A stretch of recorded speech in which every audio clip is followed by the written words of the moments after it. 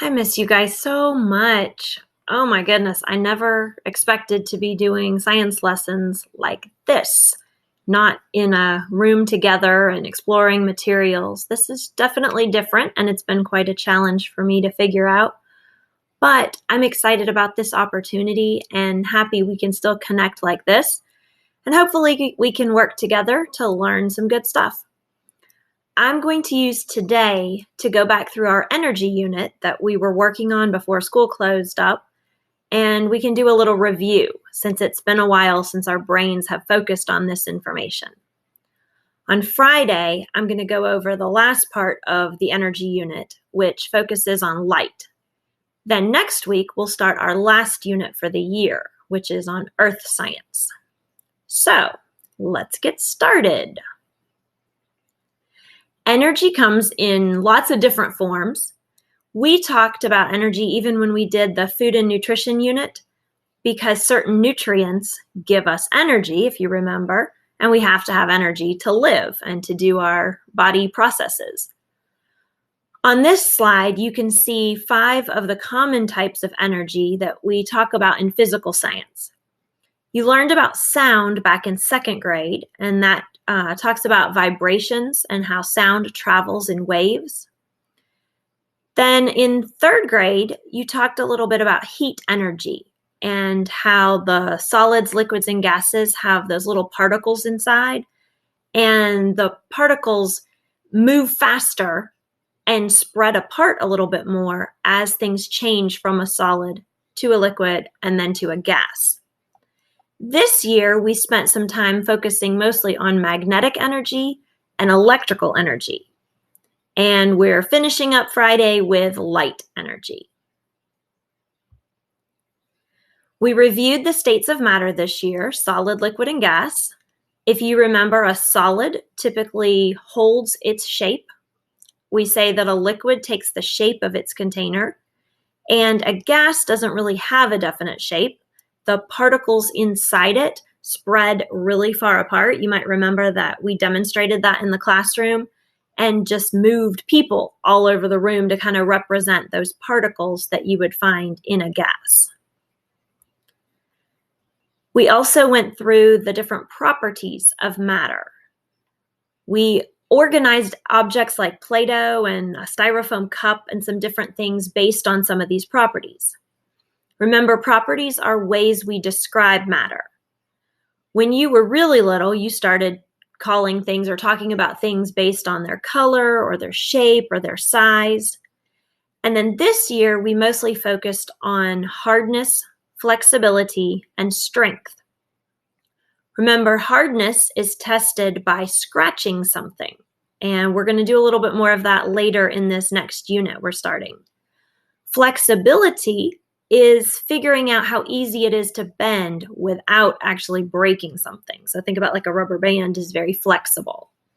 And then strength is measuring how easy it is to actually break something or not. That shows how strong it is. One of the properties that we also discussed was magnetism. Remember that opposites attract and like sides repel or push away.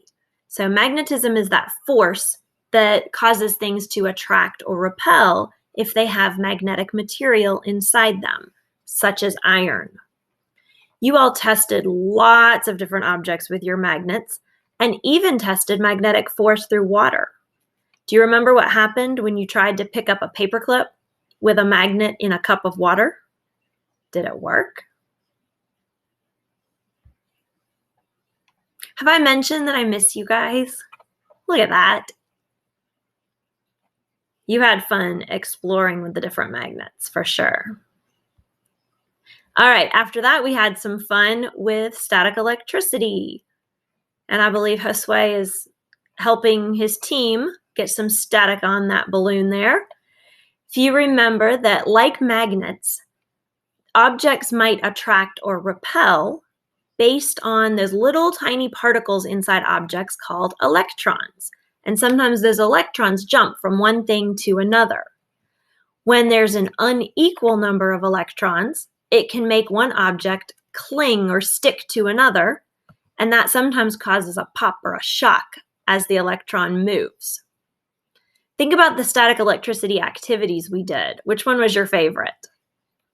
I loved the one with that acrylic, like the clear plastic flat board that we put on top of the little white styrofoam balls, and you'd touch your finger on it and the little white balls would jump around. That was my favorite. Now that it's spring and the air is more humid or less dry, electrons don't jump quite as easily as they did in the wintertime when the air was very dry. So you might not notice static electricity as much now as you did when we were discussing this in class about 6 weeks ago. All right, I think my favorite part of this entire unit was the day that I handed all of you a bunch of materials and I said, make the light bulb light up. You all did it, which was awesome. You figured out how to connect wires and light bulbs and batteries, and then even used it and transferred that knowledge to make the little motors run. All right, I want you to look at these materials. These are from school. On the right, you can see one of the little switches and a light bulb in the little red holder, a battery, and there's 3 wires there. And then on the left is that big, large board that kind of helps hold some of those other items. Look at where I have the numbers 1, 2, and 3. Which object on the right do you think goes in each of those numbered spots? How would you hook all of this up to make the light bulb light up? In just a moment, I want you to actually pause this video and say your thoughts out loud.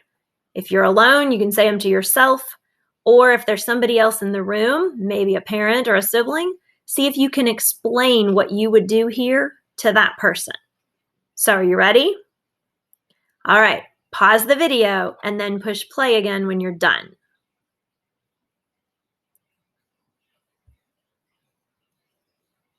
All right, is this what you had in mind?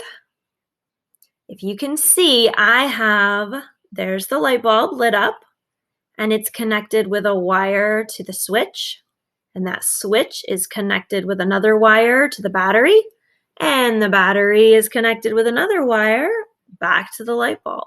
So the light bulb is working.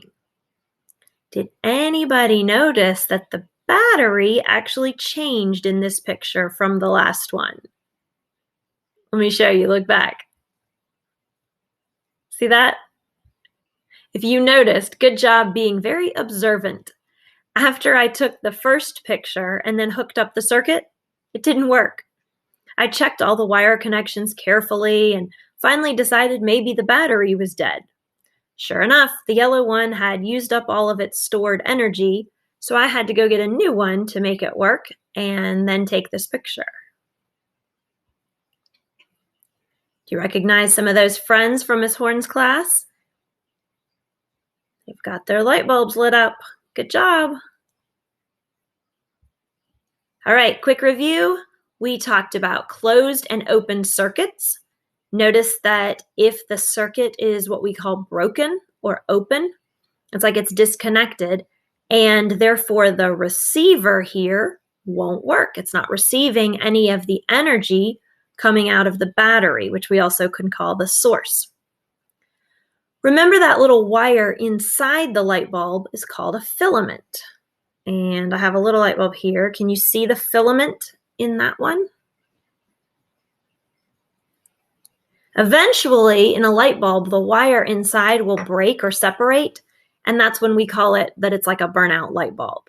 You can sometimes even shake it and hear it wiggling inside. Okay, so that's me sad because I don't have a whole class of 4th graders to join hands and make the little electric tube light up. That circuit doesn't work when it's broken or open. So sad. Miss you guys. All right, there's our picture of an electrical circuit with, remember, the receiver. And that thing doesn't have to be a light bulb. A lot of times we use that in pictures because it's easy to see and understand, but it can be anything that receives the energy. And then where the energy starts is called the source. The source is where it starts. Remember that. The switch controls the flow of electricity. So if you flip it one way, it actually breaks that connection and the energy flow stops. That's really handy if we want to turn on lights or fans or other electrical devices and not have to actually disconnect wires. I think this is where we left off when the schools closed up. Some of you may have already watched this video of the electromagnet, and maybe some of you didn't. So let's start here. The question is, how does this, so this is a giant magnet right here, if you can see that, how does it turn on and off when it wants to pick up some of the metal in the junkyard? And how does it, again, turn on or off when it wants to drop the metal somewhere? So let's take a look at this.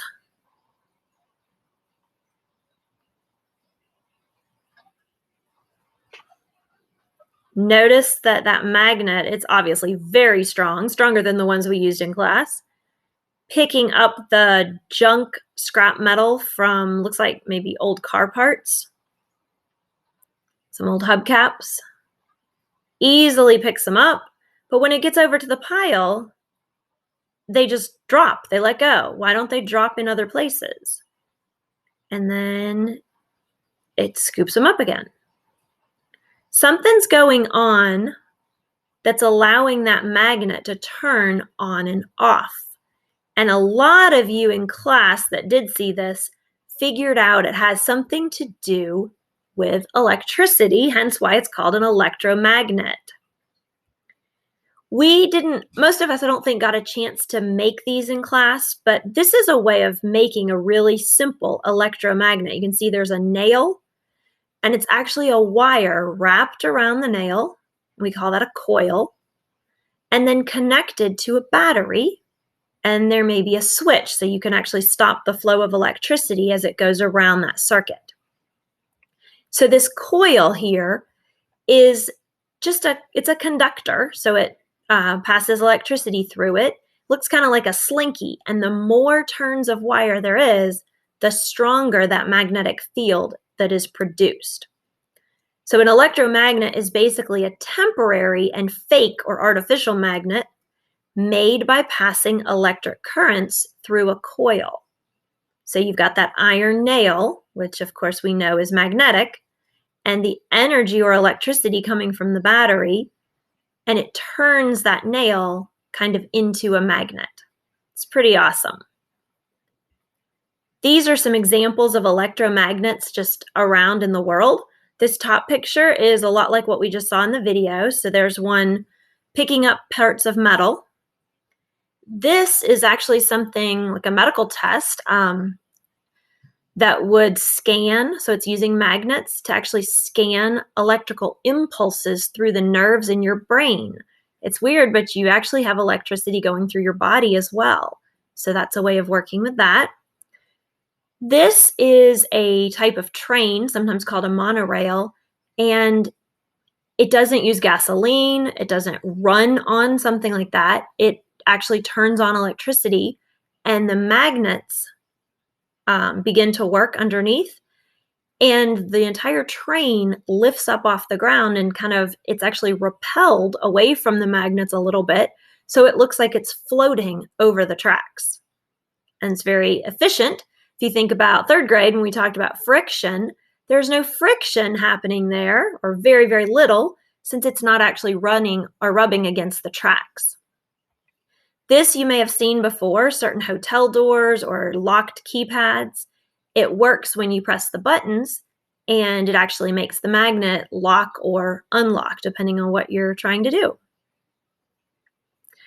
All right, so I think that kind of sums up everything we had done in the energy unit so far. We did that really quickly, but hopefully that was a good review for you, kind of get your brain thinking about this stuff again. On Friday, we will spend some time learning new things about light. And one of the coolest things is that light can actually bend. So between now and Friday, I want you to find, somewhere around your house, I want you to find a clear glass or a clear jar, something you can see through, like a drinking glass maybe, and a drinking straw or a pencil, something long and skinny that you could put in that jar. We're going to do an experiment at home using that to see that light can actually bend, which is crazy to think about. So I look forward to doing that with you guys on Friday. I'm going to close out with just a quick picture and a reminder that your science teachers miss you a whole bunch. Hope you're having a great week so far. Thanks for checking this out and keep up the good work. I will talk to you guys again soon. Bye.